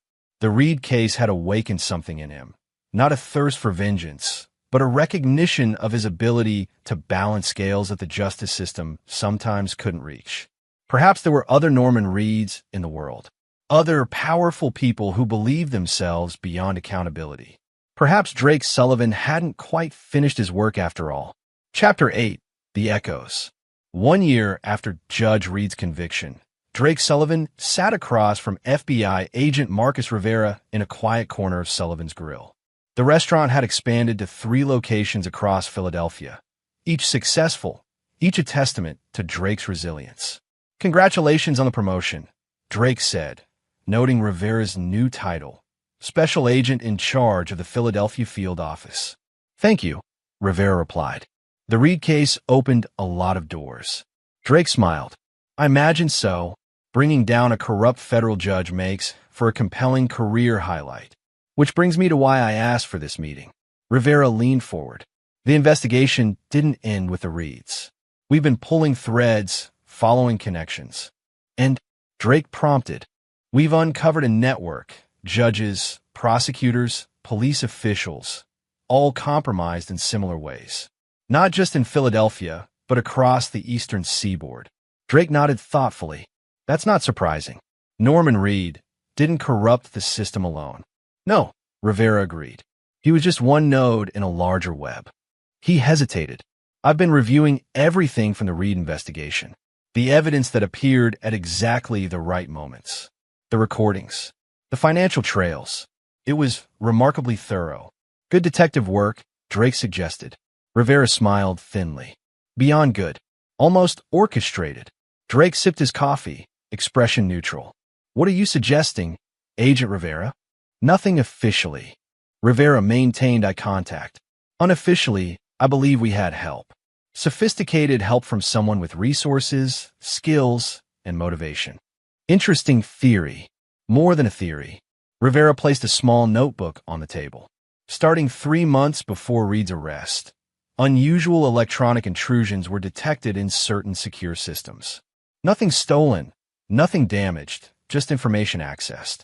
Banking records, property deeds, sealed court documents. Drake raised an eyebrow. Sounds like you have a security problem. We had a vigilante problem, Rivera corrected. Someone working outside official channels, gathering evidence we couldn't legally obtain. And yet you used this evidence to convict Reed. Once it came to us through legitimate channels, yes. Rivera tapped the notebook. The question is, who had both the capability and motivation to execute such a complex operation? Drake spread his hands. I'm just a restaurateur, Agent Rivera. Are you? Rivera challenged mildly. Your military record suggests otherwise. 8 years in special operations. Commendations for intelligence work. Psychological warfare expertise. Ancient history, Drake dismissed. I left that life behind when I met Vanessa. Did you? Or did you just shelve those skills until they became necessary? Drake's expression revealed nothing. What exactly do you want, Agent Rivera? Officially? Nothing. Reed is in prison. Justice was served. Rivera leaned back. Unofficially? I want to understand my anonymous partner better. And if this hypothetical partner existed, what would happen to them? Nothing, Rivera assured him. The methods may have been questionable, but the outcome was just. More than that, it was necessary. Reed would have escaped conventional law enforcement. Drake considered this. This hypothetical partner, you believe they're still active? I believe someone with their skills and moral compass wouldn't simply stop after one case. Not when there are others like Reed still out there. Drake remained silent, neither confirming nor denying. Rivera continued. 3 months ago, Judge William Hargrove in Boston was exposed for taking bribes. 2 months ago, District Attorney Peter Cowell in Baltimore was linked to witness tampering. Last month, Police Commissioner Frank Daniels in Washington, D.C. was implicated in evidence suppression. He paused meaningfully. All cases built on evidence that appeared through unusual channels. Sounds like justice is being served, Drake observed neutrally. It is, Rivera agreed. In ways the system itself sometimes fails to achieve. Drake studied the FBI agent carefully. Why tell me this? Because I want you to know something, Rivera said quietly. Some of us inside the system recognize its limitations. We understand that justice sometimes requires unconventional approaches. Are you proposing cooperation, Agent Rivera? I'm acknowledging a reality, Rivera clarified, and perhaps suggesting that if this hypothetical partner ever needed assistance, information, access, protection, there are those within the Bureau who might provide it. Discreetly, Drake absorbed this surprising offer. Hypothetically speaking, that could be valuable. Hypothetically, Rivera agreed, standing to leave. Thank you for the coffee, Mr. Sullivan. Your restaurants are doing well. Thank you. I'm particularly proud of our newest location. Yes, Rivera nodded.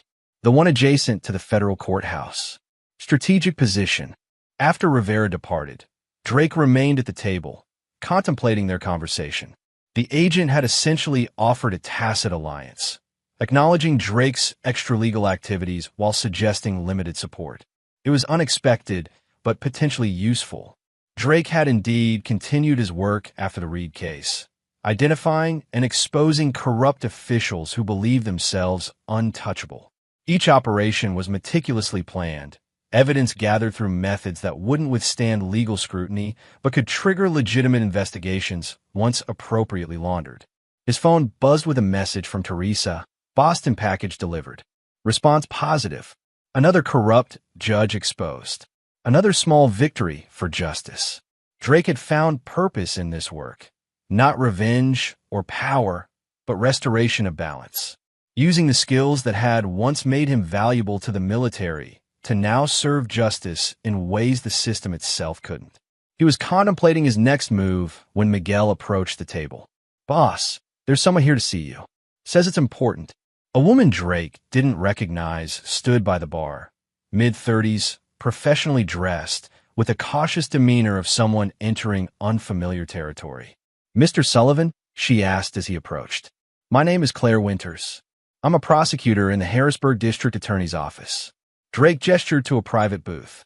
"How can I help you, Ms. Winters?" Once seated, Claire spoke in hushed tones. "This is unorthodox, but I was advised to contact you by a mutual acquaintance. Agent Rivera suggested you might understand my situation." Drake maintained a neutral expression. "Which is?" "I'm working a case against Superior Court Judge Richard Garrison. Racketeering, judicial misconduct, possibly worse."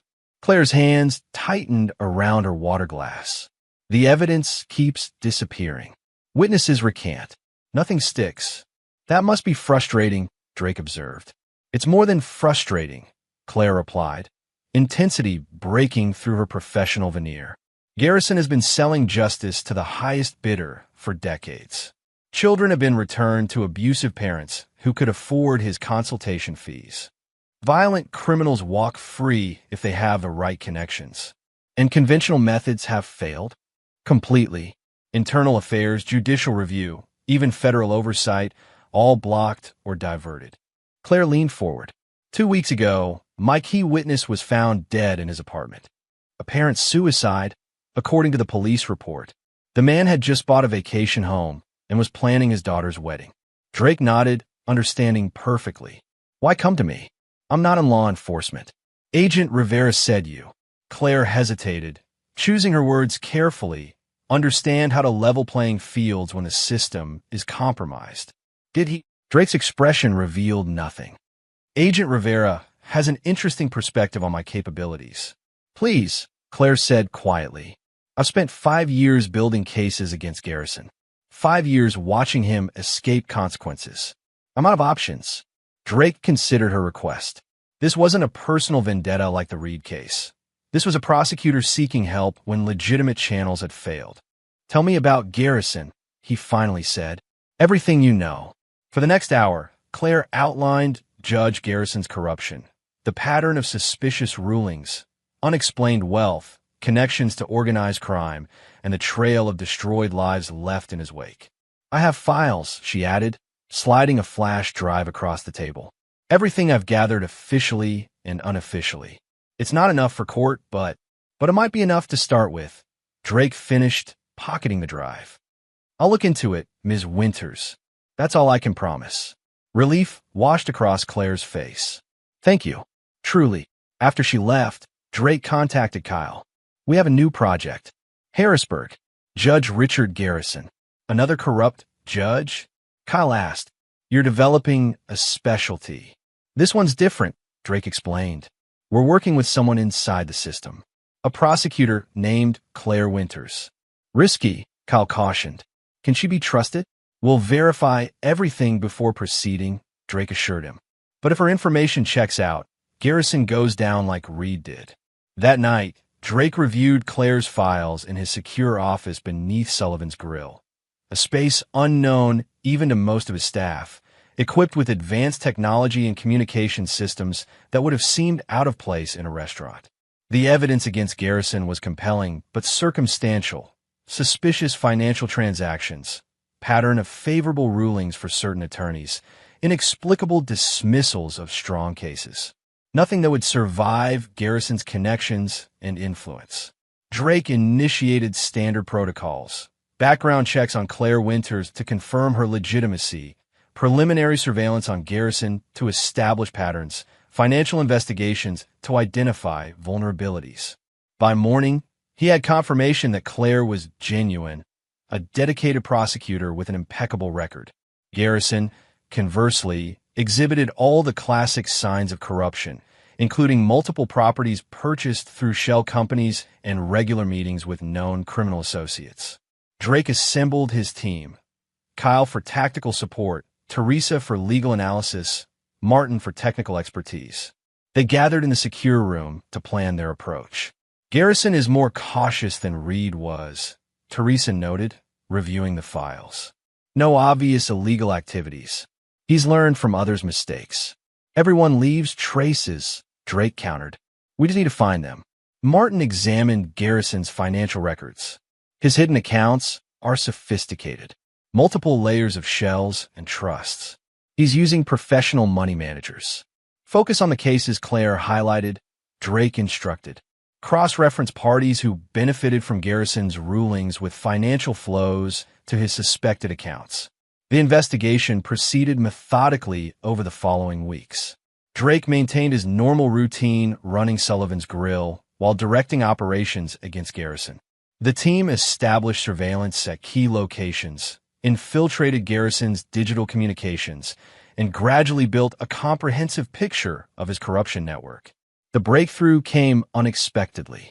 While reviewing court transcripts from one of Garrison's controversial rulings, Teresa discovered a pattern of interactions with a court reporter named Elaine Matthews. She's present for all his sensitive cases, Teresa explained. Always the same reporter, even when it requires schedule adjustments. Further investigation revealed Matthews had purchased a vacation home in the Bahamas despite a modest salary. Her phone records showed regular calls to Garrison outside court hours. She's his insurance policy, Drake realized. Court reporters control the official record. If testimony needed to be altered, she could make it happen, Teresa finished. Subtle changes that help his preferred outcomes appear legitimate. Drake formulated a plan focusing on Matthews rather than Garrison directly. Kyle established surveillance on the court reporter, documenting meetings with Garrison outside professional contexts. Martin accessed her financial records, finding payments from the same shell companies linked to Garrison.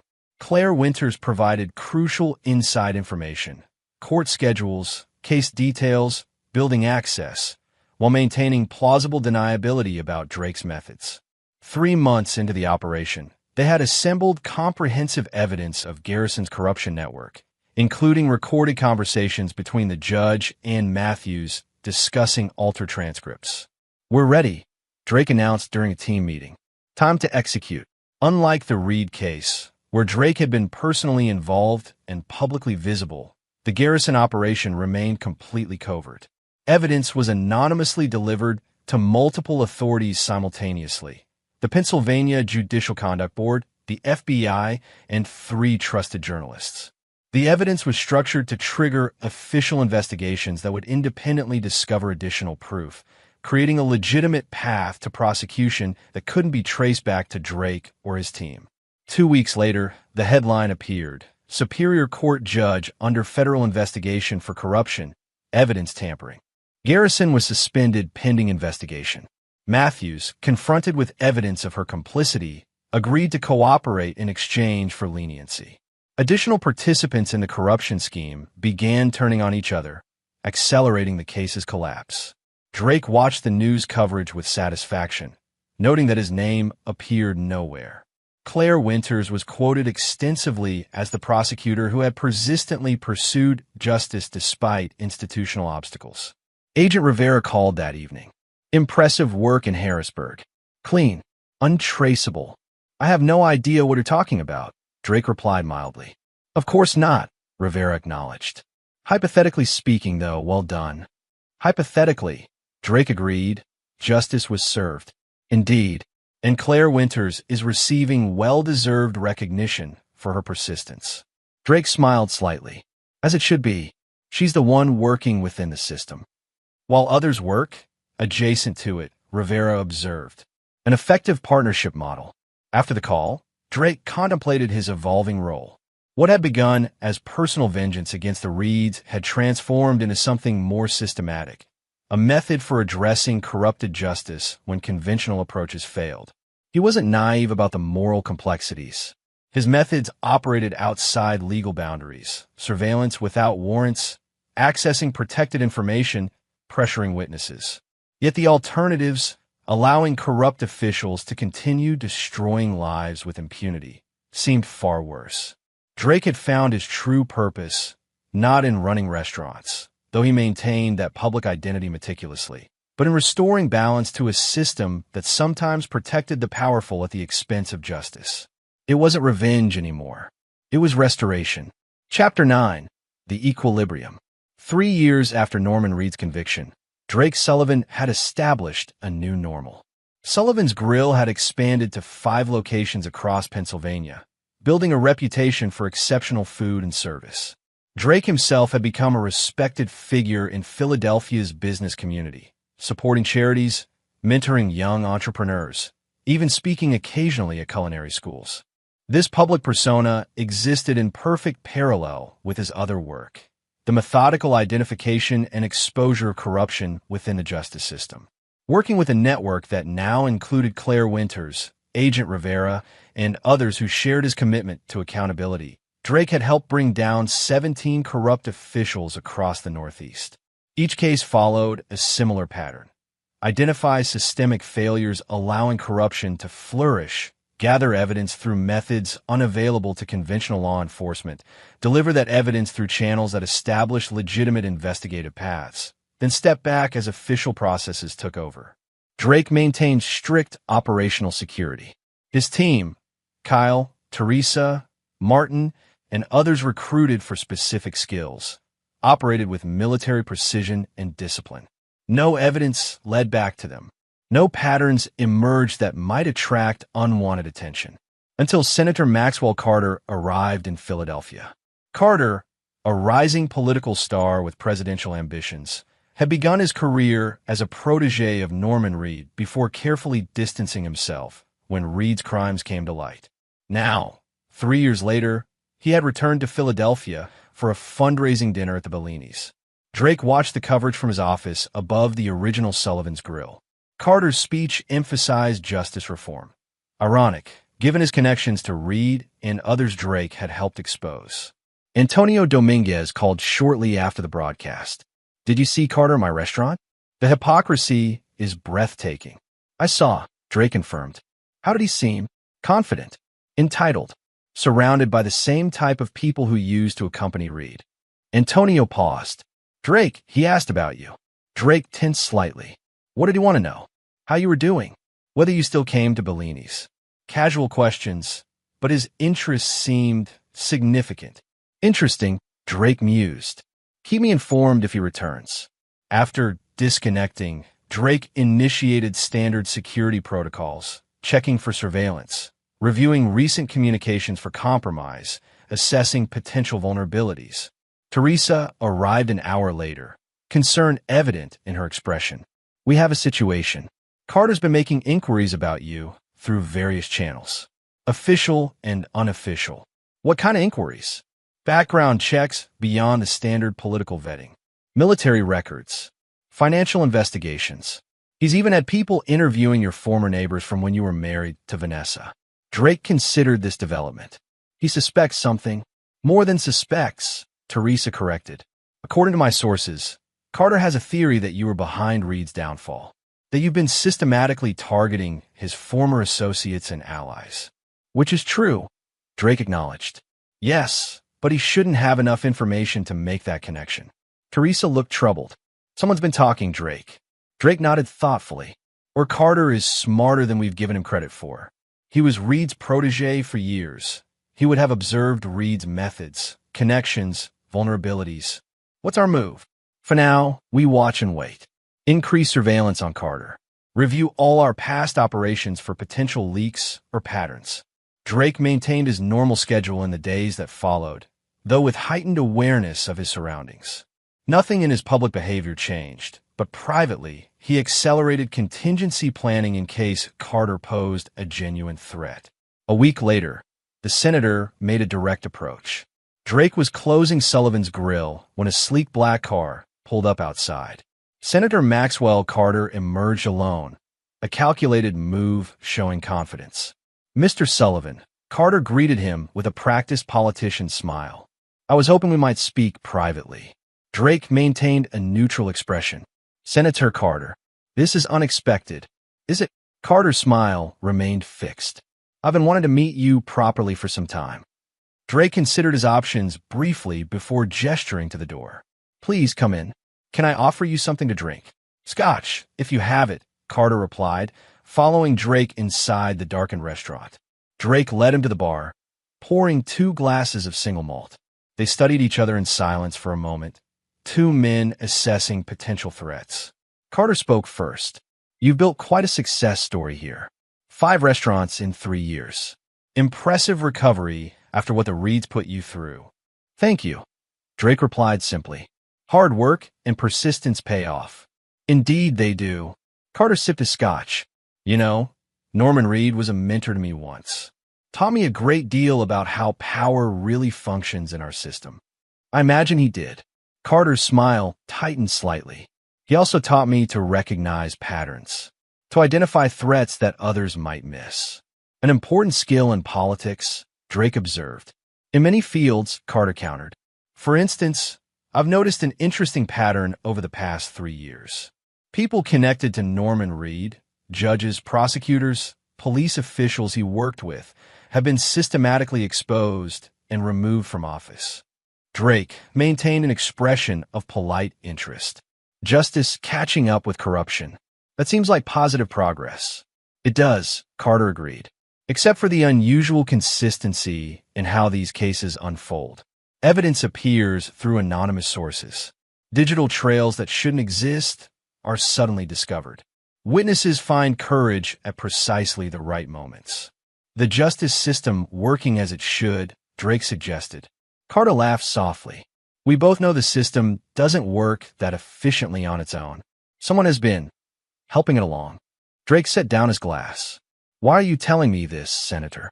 Because I believe that someone is you, Mr. Sullivan. Carter's smile vanished, his expression now intensely focused. I believe you orchestrated Norman Reed's downfall, then continued systematically dismantling his network of allies and associates. That's quite a theory, Drake replied evenly. A restaurateur taking down corrupt officials across multiple states? Sounds more like a television plot than reality. A restaurateur with 8 years of special operations experience, with documented expertise in intelligence, gathering, and psychological warfare. Carter leaned forward, with a proven motive for vengeance against Norman Reed and everyone connected to him. Drake maintained his composure. Even if your theory were true, why approach me directly? Surely that would be unwise. Because I'm not here to threaten you, Mr. Sullivan. Carter's voice lowered. I'm here to hire you. Drake couldn't entirely hide his surprise. Excuse me. Your methods, hypothetically speaking, are exactly what I need, Carter explained. I'm pursuing anti-corruption legislation that powerful people want to block. People with the same kind of influence and immunity that Reed once enjoyed. And you want what exactly? Evidence, Carter stated simply. Evidence that would expose their corruption and eliminate their opposition to my bill. Evidence that my position prevents me from gathering through conventional means. Drake studied the senator carefully, looking for deception. Why should I believe you? You were Reed's protege. I was, Carter acknowledged, until I discovered what he really was. Reed introduced me to people I now know were criminal associates. He tried to draw me into his corruption network gradually, testing my willingness to compromise. And you refused? Drake asked skeptically. I played along while quietly documenting everything, Carter corrected. I was preparing to take evidence to federal authorities when you accelerated the timeline by exposing Reed yourself. Drake neither confirmed nor denied the assertion. Let's say I believe you. What exactly are you proposing? A partnership of sorts, Carter explained. I can provide access, information, and protection that would enhance your hypothetical activities. In exchange, you help me expose specific corruption targets related to my legislation. Risky for both parties, Drake observed. High risk, high reward, Carter agreed, but necessary if we want real change. Drake considered the proposal carefully. "I'll need time to think about this." Of course, Carter stood to leave. "Take all the time you need, but know that my offer is sincere." After Carter departed, Drake immediately contacted his team, implementing full security protocols and initiating a comprehensive investigation into the senator's background, connections, and activities. For the next 2 weeks, Drake's network gathered information on Maxwell Carter, his voting record, financial affairs, private communications, associations, and personal history. The picture that emerged was complex but consistent. Carter appeared to be genuinely pursuing anti-corruption reforms, often against powerful interests within his own party. His legislation would establish an independent oversight commission with real enforcement power, Teresa reported during a secure meeting. "It's genuinely threatening to entrenched corruption networks." "And the opposition?" Drake asked. "Significant," Kyle confirmed. 3 senators and 7 representatives are actively working to kill the bill. All have suspicious financial patterns consistent with bribery. Martin presented digital evidence. Carter's private communications match his public positions. He's been building this anti-corruption initiative for years, even before Reed's downfall. Drake processed this information thoughtfully, so his approach to me appears legitimate. He wants ammunition against the officials blocking his reforms. "It aligns with our objectives," Teresa acknowledged. "But partnering directly with a sitting senator exponentially increases our risk exposure." "True," Drake agreed. "But it also dramatically expands our capabilities and impact." After careful consideration, Drake arranged to meet Carter again, this time in a secure room beneath Sullivan's grill. The senator appeared impressed by the sophisticated command center hidden beneath the restaurant. "Quite an operation for a restaurateur," Carter observed. "Purely hypothetical," Drake reminded him with a slight smile. "I've considered your proposal, Senator. Before we discuss it further, I need to be absolutely clear about something." "Go ahead. If this is some elaborate trap, if you're attempting to gather evidence against me or my team, it won't end well for you." Drake's tone was calm, but left no doubt about the seriousness of his warning.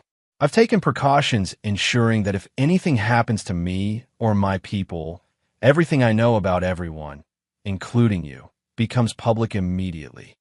Carter nodded soberly. "Understood, and I'd expect nothing less. But this isn't a trap, Drake. It's an opportunity for us both to do more good than either could accomplish alone." Drake studied the senator carefully before making his decision. "Very well. Let's discuss terms." Their alliance began cautiously, with limited information sharing and clearly defined boundaries. Carter provided intelligence on corruption within the congressional committees opposing his legislation. Drake's team verified this information independently before acting on it. Their first joint operation targeted Senator William Henderson of Ohio, the most vocal opponent of Carter's anti-corruption bill. Drake's team uncovered evidence that Henderson had received millions in bribes from companies that would be affected by the proposed reforms. The evidence was carefully structured to protect both Drake and Carter, delivered through channels that couldn't be traced back to either of them. When Henderson was indicted 2 months later, Carter's legislation gained crucial momentum. Similar operations followed against other corrupt officials blocking the reforms. Each success strengthened trust between Drake and Carter, gradually expanding the scope of their cooperation. 1 year into their partnership, Carter's anti-corruption bill passed Congress and was signed into law, establishing an independent commission with genuine authority to investigate officials regardless of political connections. Drake watched the signing ceremony on television, feeling a rare sense of systemic achievement rather than just individual justice.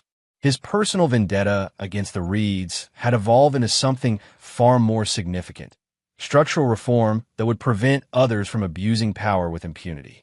That evening, Carter visited Sullivan's Grill to celebrate privately with Drake and his core team. "We actually did it," Carter said, raising his glass. "Real reform with real teeth. Something Norman Reed and his kind would have thought impossible." "It's a start," Drake acknowledged. "The commission will face resistance, attempts to undermine its authority." "Which is why our work continues," Carter agreed. The law provides tools, but people still need to use them effectively. Drake nodded thoughtfully. My team has compiled files on 37 additional officials with corruption patterns similar to those we've already exposed. Judges, prosecutors, legislators across 12 states. Ambitious, Carter observed. And necessary. Kyle raised his glass. To justice without shortcuts or mercy, he said. And to the man who reminded us all that some predators become prey. Drake accepted the toast with a slight nod, but his mind was already turning to the work ahead. The celebration was deserved but brief. There would always be more corrupt officials who believed themselves untouchable, more systems failing those they were designed to protect. After the others departed, Carter lingered, studying Drake with newfound appreciation. When I first approached you, I thought I understood what drives you, Carter admitted. Revenge against the Reeds. But it's more than that, isn't it? Drake considered the question. It started as revenge, he acknowledged.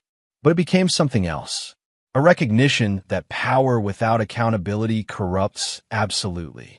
And you've appointed yourself that accountability? Someone has to be, Drake replied simply. The system tries, but it has limitations, legal constraints, political pressures, institutional loyalties. Carter nodded thoughtfully. A necessary shadow to balance the light. Just be careful you don't become what you're fighting against. That's why I have people I trust, Drake explained. Teresa, Kyle Martin. They keep me grounded. They'd stop me if I crossed certain lines. Good, Carter said, rising to leave. Because I've seen what happens when men decide they're above all constraints. It never ends well. 2 weeks later, Drake received an unexpected communication, a request for a prison visit for Vanessa. 5 years into her 10-year sentence, she had maintained complete silence until now. Drake debated ignoring the request entirely. Vanessa had betrayed him completely, participated in criminal activities that had cost lives, and shown no remorse until her own freedom was at stake. She deserved nothing from him. Yet curiosity prevailed.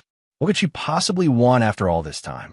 The Federal Women's Correctional Facility was a 3-hour drive from Philadelphia. Drake arrived precisely on schedule, surrendering his personal items and following a guard through security checkpoints to the visitation area. Vanessa was already seated at a small table. Prison had changed her physically. She was thinner, her once perfect hair now simply functional, her designer clothes replaced by a standard-issue uniform. But the most striking change was in her eyes, which had lost their entitlement and confidence. Drake, she said as he sat across from her. Thank you for coming. Drake said nothing, simply waiting for her to explain the purpose of this meeting. Vanessa fidgeted under his steady gaze. I've had a lot of time to think in here. About what I did. About who I was. And Drake prompted when she fell silent. And I wanted to apologize, she said, her voice small. Not because it changes anything, but because it needs to be said. I was wrong about everything. The way I treated you, the things I did with my father and Brendan. Drake studied her, searching for the manipulation beneath the contrition. Why now, Vanessa? 5 years of silence. Then suddenly you want absolution. Not absolution, she corrected. I know better than to expect that from you. She hesitated. I needed you to know that I understand now. What my family was. What I became part of. You always understood, Drake countered coldly. You made your choices consciously. You brought food to a man your father was torturing. You helped cover up his murder. Vanessa flinched. Yes, I did those things. I can't change that history. Then what do you want from me? She met his eyes directly. Information.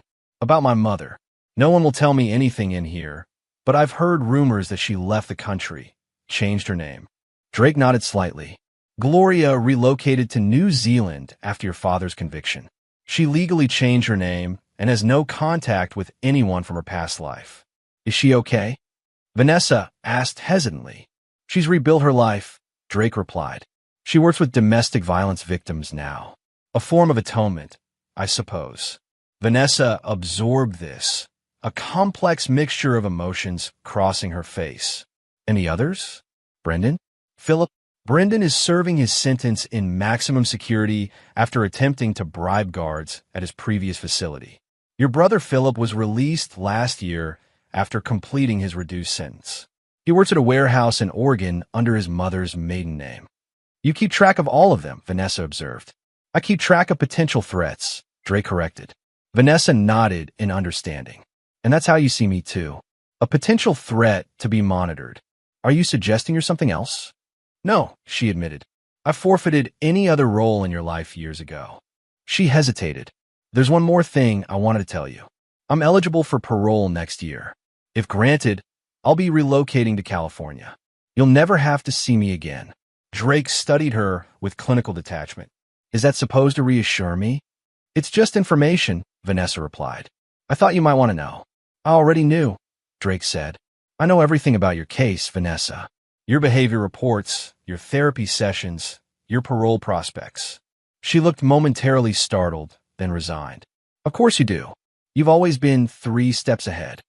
She hesitated. Are you going to oppose my parole? Drake considered the question.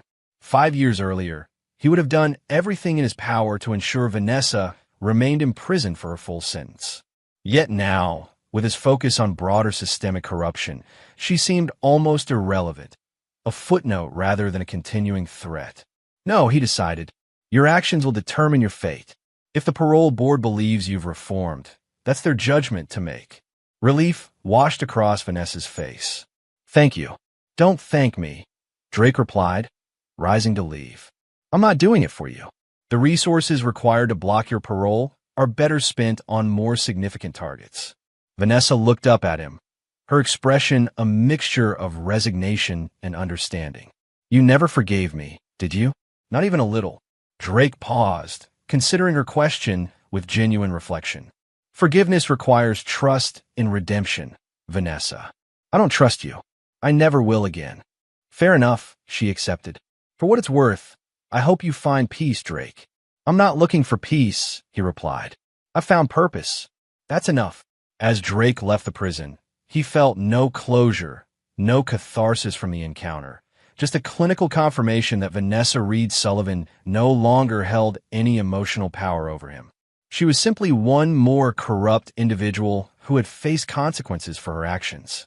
His phone buzzed with a message from Teresa. New information on Judge Lawrence Baxter, Third Circuit. Pattern of dismissed cases matching financial deposits. Preliminary evidence ready for review. Drake smiled slightly. The work continued. 6 months later, Drake stood on the balcony of his penthouse apartment overlooking Philadelphia. The city lights glittered below, a visualization of the complex web of power, corruption, and occasional justice that defined urban life. Sullivan's Grill had expanded to 7 locations across 3 states.